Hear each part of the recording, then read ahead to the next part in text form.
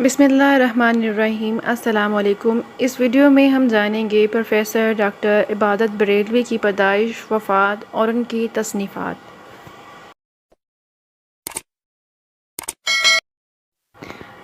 Professor doctor عبادت بریلوی پیدائش 14 اگست 1920، وفات 19 دسمبر 1998۔ ڈاکٹر عبادت بریلوی پاکستان سے تعلق رکھنے والے اردو زبان کے نامور اردو نقاد، محقق، معلم، خاکہ نگار، سفر نامہ نگار جو اپنی تصنیف اردو تنقید کا ارتقاء کی وجہ سے مشہور و معروف ہیں۔ آئیے اب نظر ڈالتے ہیں ان کی چند تصنیفات پر۔